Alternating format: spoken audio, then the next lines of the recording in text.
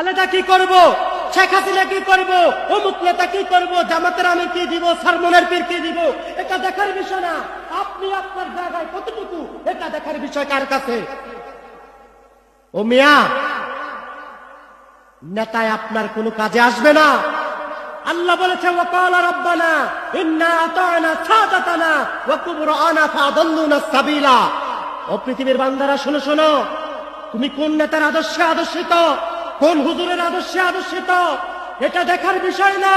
যেই নেতার চরিত্র নাই, যেই নেতা নামাজ নাই, যেই নেতা ঘুষ খায়, যেই ইমাম হক কথা বলে না, যেই ইমাম আদর্শের পথে মানুষদেরকে ডাকে না, যে ইমাম মানুষদেরকে ভালো পথে আহ্বান করতে পারে না, এমন লোকের পিছনে ইতাআত করার দরকার নাই, দরকার নাই, দরকার নাই। কারণ ওয়াকালা রাব্বানা ইন্না আতা'না সাদাতানা ওয়া কুবরানা ফাআদাল্লুনা সাবিলা। ওই হুজুর কোন, ওই নেতা কোন, ওই এমপি কোন, ওই মন্ত্রী কোন, ওই সরকার প্রধান বলেন, সেও জাহান্নামী, আপনিও জাহান্নামী। বানায়া বলছি, জামাতের আমিরের বিপক্ষে কইছি, সরমনের পীর সাহেবের বিপক্ষে কইছি, প্রাইম মিনিস্টার সাবেক শেখ হাসিনার বিপক্ষে কইছি, কারো বিপক্ষে বলি নাই। এখন দেখি দেশের অবস্থা এমন, এক দল আরেক দল, অমুক দল তমুক দল, মানে দলের কোনো শেষ নাই। বিগত 16 বছর রাজপথে কাউকে দেখা যায় নাই, অন্যায়ের মোকাবিলা কেউ করে নাই।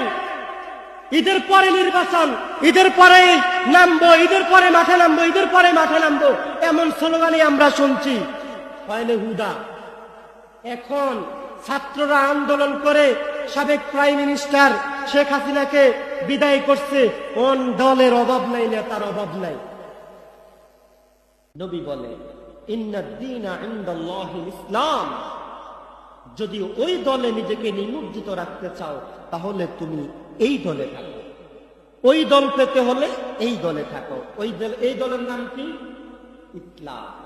আর ইসলামের পথে যারাই আপনাকে আমাকে ধাবিত করবে, ইসলামের কথা, কোরআনের কথা, হাদিসের কথা,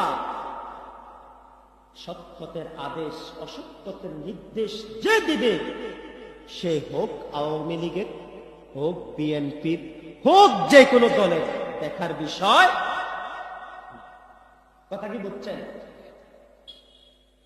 জুমার দিন যেহেতু আমরা আসলে বক্তা মানুষ, বিভিন্ন দেশে সফর করি আলহামদুলিল্লাহ, তো ওই ধাসে এখানে কথা বলা যায় না, অল্প সময়, স্বল্প সময়।